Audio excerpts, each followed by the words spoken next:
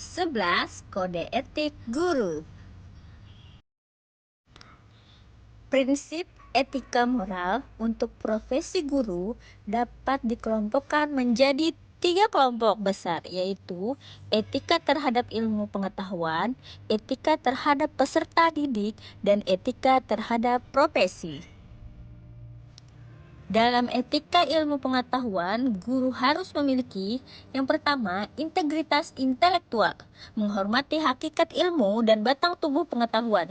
Hal ini mencakup metodologi subjek, yaitu bagaimana pengetahuan diperoleh, proses penyelidikan, pembuktian, pengujian kebenaran yang berbeda untuk setiap bidang pengetahuan, dan catatan subjek, yaitu catatan kumulatif praktik metodologi yang telah dilakukan.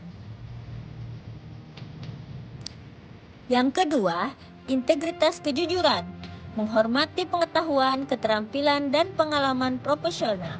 Hal ini mencakup tuntutan untuk tetap mengikuti perkembangan pengetahuan terkini untuk memperluas wawasan, repertoar, keterampilan, serta memadupadankan agar menjadi efektif secara pedagogis sejalan dengan keberagaman peserta didik dalam konteks dan latar belakang.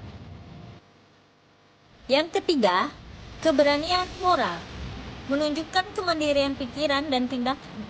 Hal ini mencakup kesediaan untuk mengajarkan materi pelajaran atau menggunakan metode yang tidak populer atau secara resmi tidak disukai jika secara integritas intelektual dan atau integritas kejuruan yang sangat dibutuhkan. Selanjutnya, etika terhadap peserta didik. Guru harus mendahulukan kepentingan orang lain, membedakan dan menghormati kepentingan yang diajar. Hal ini berarti menempatkan kepentingan-kepentingan tersebut di atas kepentingan mereka sendiri, menumbuhkan harga diri yang sesuai pada orang-orang tersebut, dan mengenali bahwa pendidikan adalah proses interaktif bergantung pada kontribusi peserta didik juga guru. Lalu, tidak berpihak, mengakui saling ketergantungan sosial. Hal ini berarti menghindari dan mencegah eksploitasi terhadap satu individu atau kelompok. Lalu, memiliki wawasan kemanusiaan, menghormati keluarga dan keadaan sosial orang yang diajar. Hal ini melibatkan kepekaan terhadap keberagaman pengaruh dan menghindari stereotip serta berusaha untuk memastikan kesetaraan kesempatan pendidikan. Dan terakhir, memikul tanggung jawab pengaruh, melaksanakan dan menerima tanggung jawab atas pengaruh yang mungkin bersifat jangka panjang. Hal ini berarti menyadari bahwa pengalaman di kelas akan membekas dalam ingatan anak-anak, sehingga guru perlu berhati-hati untuk meninggalkan jejak positif dalam kehidupan anak yang diajar. Etika terhadap profesi. Guru harus memiliki yang pertama, kerendahan hati, menyadari kekurangan diri sendiri, termasuk bersedia mengakui bahwa seseorang mungkin salah dalam kaitannya dengan pengetahuan dan perilaku. Selanjutnya, kolegialitas, menghormati dan bekerja sama dengan rekan kerja profesional.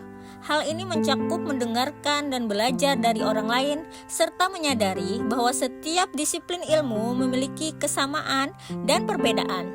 Menerima tugas untuk bekerja sama demi kepentingan mereka yang diajar.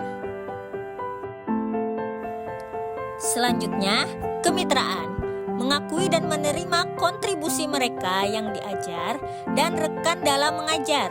Hal ini mencakup mempertimbangkan dan memanfaatkan sejauh mungkin bakat dan keahlian mereka yang diajar, serta situasi sosial dan keluarga mereka. Dan yang terakhir, tanggung jawab dan aspirasi profesi. Bersedia mengedepankan nilai-nilai profesional, keahlian, dan minat dengan cara memberikan tanggapan secara terbuka mengenai kebijakan pendidikan. Hal Hal ini berarti berbicara dan menulis secara terbuka tentang dampak kebijakan publik untuk praktik pendidikan.